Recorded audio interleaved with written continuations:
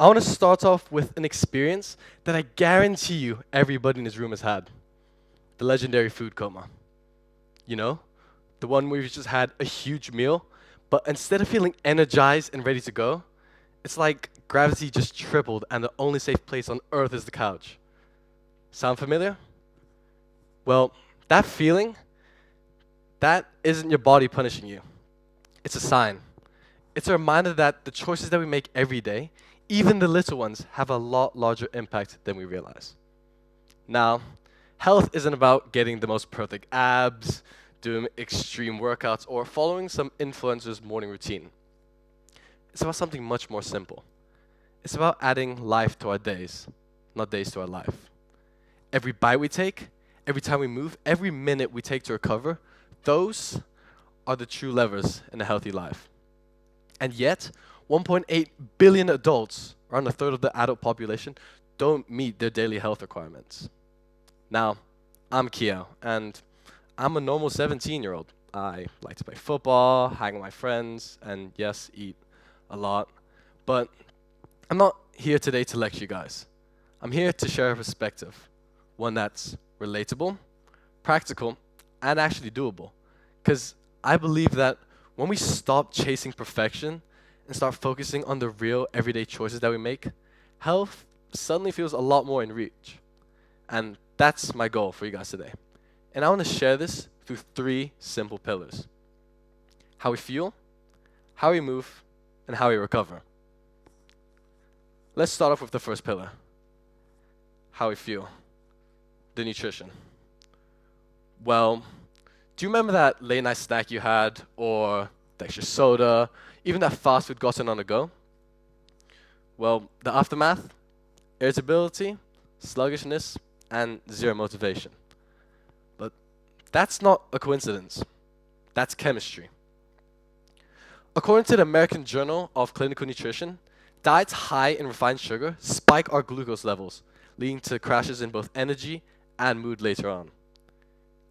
In other words, junk in, junk out. On the flip side, diets that have a balance between healthy fats, nutrition, and just fibrous foods keep our blood sugar levels stable, maintaining our energy and mood for a lot longer periods of time.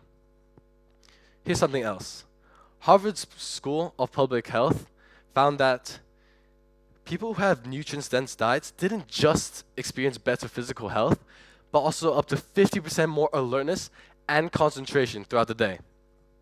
So, why respect nutrition? Well, you feel sharper, more awake, more alive.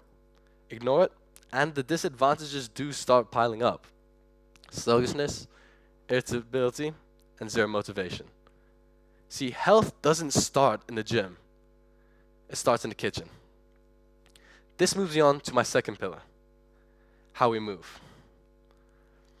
See, I think we all know the difference between a day spent glued to our chair versus a day where we've gone on a light walk, run, or even just stretched. Movement isn't about becoming a gym rat. It's about something much more simple. It's about blood flow, energy, and circulation. See, according to Mayo Clinic, just 50 minutes of light exercise per day can significantly decrease chances of heart failure, as well as boosting overall mood. But here's something I find a lot cooler. Stanford University found that doing just light walks after lunch or work can boost creative thinking by up to 25%. This means something so simple can literally change the way our brain functions. So why move? Well, it gives us clarity, resilience, and energy. But ignore it, and we start to build fatigue, stiffness, and a body that feels a lot older than it really is. And that's why moving daily isn't just about today. It's a deposit into our future health. Now, this moves you on to the third and final pillar, the most overlooked one of them all: recovery. Do you guys remember that all-nighter you pulled studying for the exam, or studying for that other homework that you need to do? Well, the next day, you were a zombie. And that's because recovery isn't optional. It's where the real growth happens. According to the National Sleep Foundation, when we rest, our body consolidates memories and our body regenerates our tissues. So, in other words, skipping rest isn't a flex, it's self-sabotage. Furthermore, the European Journal of Applied Physiology found that athletes that prioritize recovery experienced much faster muscle recovery pair times as well as lower injury rates. But this doesn't just apply to athletes. Lack of sleep impacts everyone. Ignore it and you're setting yourself up for burnout, fatigue, and chronic exhaustion. Recovery is not a weakness, everybody. It's where the real growth happens.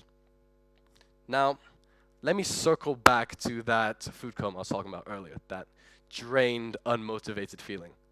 That doesn't happen by chance. It's a result of the choices that we make. But the beautiful thing of it all is that this is all within your control. And maybe that's what it's all about. It's not about chasing some future, distant, perfect health goal, but rather feeling more energized and capable right here, right now. Thank you.